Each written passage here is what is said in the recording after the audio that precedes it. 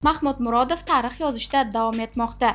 Dog'istonliklar hamyurtlarimizni talpa qilishdi. Bogdan Guskovning sobiq raqibini bir raundda nokautga uchratishdi. Yakunlangan haftaning eng muhim sport yangiliklari bilan bugun Sport Digest'ida Sarvinoz Rahmonqulova. Assalomu alaykum. Mahmud Murodov yana bir bor o'z darajasini isbotladi. Atigi 12 kunlik tayyorgarlik bilan jangni qabul qildi va amaldagi chempion Will Florini texnik nokaut orqali mag'lub etib, oktagon yarim og'ir vazn chempionlik kamarini qo'lga kiritdi. Bu g'alabaning qadrini tushunish uchun bitta faktning o'zi kifoya. Murodov aslida o'rta vazn jangchisi. U esa yuqoriroq vaznga chiqib tajribali chempionni mag'lub etdi.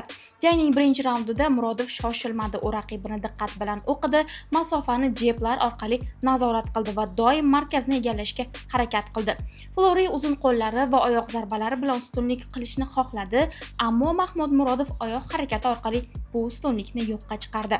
Murodovning yana bir to'g'ri qarori jangni imkon qadar stoykada olib borish bo'ldi. Flori grappling bo'yicha xavfli jangchi. Agar jang uzoq vaqt parterda davom etganida vazn ustunligi chempion foydasiga ishlashi mumkin edi. Shu sababli Murodov klinchlardan tez chiqdi va o'zining eng kuchli tomoni zarbdor texnikasiga tayandi.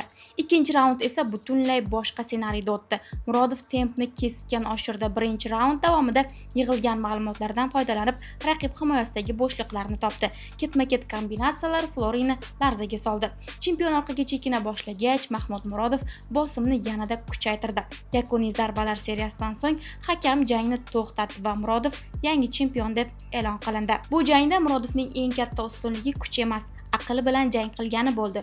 U birinchi raundni shunchaki o'tkazmadi, raqibini o'rgandi. Ikkinchi raundda esa aynan o'sha kuzatuvlardan foydalanib jangni yakunladi. Texnik jihatdan Murodov juda tez ishladi. Zarbalarni bekorga tashlamadi, energiyani tejadi va har bir hujumni aniq reja asosida qurdi. Oyoq harakati, masofani his qilishi va kombinatsiyalari chempionlik darajasida edi. Kamchiliklarga keladigan bo'lsak, Florining ayrim low kicklari nishonga yetib bordi. Agar jang uzoq davom etganida bu omil sezilishi mumkin edi. Ammo Murodov bunga imkon bermadi va jangni muddatidan oldin yakunladi. Bu g'alaba Mahmud Murodov faoliyatidagi eng muhim natijalardan biri bo'ldi. U nafaqat chempionlik kamarini qo'lga kiritdi, balki qisqa vaqtda tayyorgarlik bilan ham eng kuchli raqiblarga qarshi g'alaba qozona olishni isbotladi. Unga nisbatan juda katta hurmatim bor. U haqiqatan ham juda kuchli jangchi. Bugun u oktagonda naqadar zo'r sportchi ekanini yana bir bor ko'rsatdi. Sovuqqonligini saqlab qoldi. Lekin men birinchi va ikkinchi raundlarda uni bemalol tugata olaman, nokaut qila olaman deb o'ylagandim. Tajribasizlik qildim. Endi ortga qaytaman, xatolarim ustida ishlayman, ularni to'g'rilayman va yana qaytib yarim og'ir vazn chempionlik kamarini o'zimga qaytaraman. Hozir men uchun eng asosiy maqsad aynan shu. Yana bir bor aytaman, unga juda katta hurmatim bor. U haqiqiy yuqori darajadagi jangchi. Abdumalik Yorbo'tayev yana nokaut bilan g'alaba qozondi. Abdumalik Yorbo'tayev 2-avgust kuni Hype Armenia turnirida Albert Doyevga qarshi jang qildi va yana o'zining eng xavfli qurolini namoyish etdi. Doimiy bosim va kuchli zarbalar. Jang boshlanishi bilan Yorbo'tayev markazni egalladi va raqibga bir soniya ham erkin ishlash imkonini bermadi. Bu Yorbo'tayev uslubining asosiy xususiyati. U ochko yig'ish uchun emas, jangni muddatidan oldin tugatish uchun harakat qiladi. Dastlabki soniyalardanoq Abdumalik Yorbo'tayev raqibini panjara tomon siqib bordi. U chap jeb bilan masofani ushlashdan ko'ra kuchli zarbalar orqali raqibni ortga chekinishga majbur qildi. Eng muhimi, u hujumni bitta zarba bilan tugatmadi. Har bir kombinatsiyani davom ettirdi va bosimni bir lahzaga ham pasaytirmadi. Hal qiluvchi epizodda raqib himoyada kichik xatoga yo'l qo'ydi. Yorbo'tayev buni darhol payqadi, masofani tez yopib, kuchli zarbani aniq joylashtirdi. Raqib muvozanatni yo'qotishi bilan ketma-ket zarbalar yog'dirdi va hakam jangni to'xtatishga majbur bo'ldi. Bu yerda e'tibor berish kerak bo'lgan jihat shundaki, nokaut faqat kuch hisobiga emas, balki to'g'ri vaqtni tanlash evaziga ham yuz berdi. Yorbo'tayev raqibning himoyasi ochilgan soniyani juda yaxshi his qildi. Texnik tomondan qaraydigan bo'lsak, Yorbo'tayevning eng katta ustunligi bosim. U doimo oldinga yuradi va raqibini o'z ritmida jang qilishiga yo'l qo'ymaydi. Shu sababli ko'p raqiblar odatdagi rejasini amalga oshira olmaydi. Lekin kamchiliklar yo'q emas. Hujum qilayotganda ba'zan iyagini balandroq qoldiradi. kuchli qarshi hujum qiladigan jangchilar bundan foydalanishi mumkin.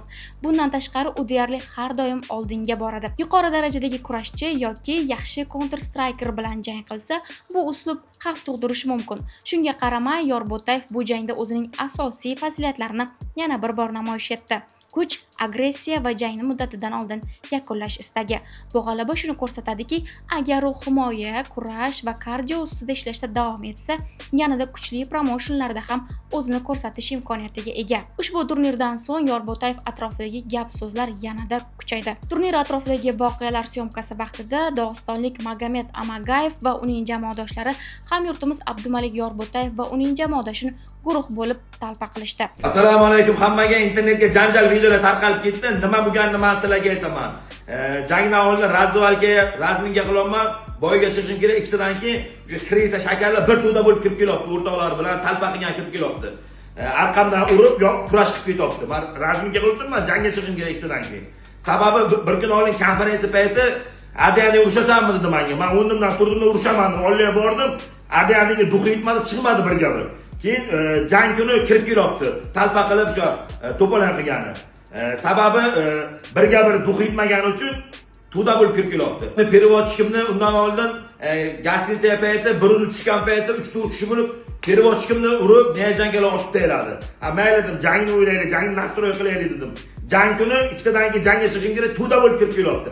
Atak birga bir urishsa, men kuchli emasman, ko'chaga urush qilayotgan. Men professional boyesman. Men ringnicha gaplashaman, ringnicha urushaman. Aqli yetsa, duxi yetsa, ringnicha urishamiz deydi. Hamma bilan bitta urushaman. O'sha kelganlari bitta hamma bilan urushaman. Aqlim ham, kuchim ham, duxim ham yetadi. Adiyani urishsa. Ayni vaqtda Hype Fighting ligasining 77 kg vazn toifasi reytingidan 2 nafar hamyurtimiz Abdumalik Yorbo'tayev va Muhiddin Mamajonov ham o'rin olgan. Hozirda Abdumalik Yorbo'tayev chempionlik kamari uchun asosiy da'vogarlardan biri bo'lib turibdi. Yorbo'tayev bilan bir oqshomda Arman Sarokyan ham jang qildi. So'nggi 27 oy ichida oktagonga atigi bir marta chiqqan Arman Sarokyan grappling qoidalari bo'yicha o'tkazilgan Hype Fighting ligasi turnirida hindistonlik fitness bloger Ankit Bayanpuri ustidan muddatidan oldin g'alaba qozondi. Ijtimoiy tarmoqlarda 12 milliondan ortiq obunachiga ega, biroq jang san'ati bo'yicha deyarli tajribaga ega bo'lmagan hindistonlik bloger jang boshidanoq ojiz ko'rindi. 2 daqiqadan sal ko'proq vaqt ichida Sarokyan uni 3 marta parterga o'tkazdi va yakunda tirsak bo'g'imni qayirish usulini qo'llab raqibini taslim bo'lishga majbur qildi. UFC ga qaytamiz. Serbiyadagi UFC turnirining markaziy jangi yarim daqiqada nihoyasiga yetdi. Belgrad shahrida UFC Fight Night 283 turniri o'tkazildi. Turnirning asosiy bellashuvi serbiyalik tajribali aralashakka kurash ustasi Urosh Medic hamda amerikalik Daniel Rodriguez o'rtasida o'tkazildi. Bellashuv birinchi raunddayoq Medicning g'alabasi bilan yakunlandi. Urosh raqibini nokautga uchratdi. Bu Medicning birinchi raundda nokaut orqali qo'lga kiritgan ketma-ket 4-g'alabasi bo'ldi. Rodriguezning esa 3talik g'alabali seriyasi nihoyasiga yetdi. Yarim og'ir vazn toifasidagi bellashuvda polshalik sobiq chempion 4-pog'onadagi Yan Blachowicz Yangi Zelandiya vakili Navaho Strelingga qarshi oktagonga chiqdi. Jangda 28 yoshli Streling Blachovichni birinchi raundda texnik nokaut bilan taslim etdi. U so'nggi 3ta jangini nokaut bilan yakunlab kelmoqda. Blachovich esa oxirgi g'alabasini 2022-yil may oyida qo'lga kiritgandi. Yan bilan bugun aslida hamyurtimiz Bogdan Guskov jang qilishi kerak edi. Bogdan Guskov esa Yan Blachovichni nokautga uchragan Navaho Strelingni jangga chaqirdi. Tabriklayman Navaho. Muxlislar uchun ajoyib jang o'tkazishga nima deysan? Yan Blachovichga tezroq sog'ayishini tilayman. Balki bir kun kelib yo'llarimiz kesishardi, yozdi Guskov. Dasturimizni boks yangiligi bilan yakunlaymiz. Rossiya Federatsiyasining Yekaterinburg shahrida RSS boksing turniri o'tkazildi. Biz uchun ahamiyatlisi super og'ir vazn toifasidagi charm qo'lqop ustamiz Lazizbek Mullajonov rossiyalik Vitaliy Kuduxovga qarshi ringga ko'tarildi. 8 raundga mo'ljallangan jang to'liq davom etdi va yakunda hamyurtimiz hakamlarning yakdil qarori bilan g'alaba qozondi. Kuduxov kuchli zarbalarga bardoshli ekanini amalda isbotladi. Ma'lumot uchun Lazizbek Prof Boxda hozirga qadar 9 ta jang o'tkazib, ularning barchasida raqiblaridan ustun kelgan. Vitaliy Kuduxov hisobida esa 7 ta g'alaba va 5 ta mag'lubiyat bor. U 2025-yilda Bahodir Jalolovga ham imkoniyatni boy bergandi.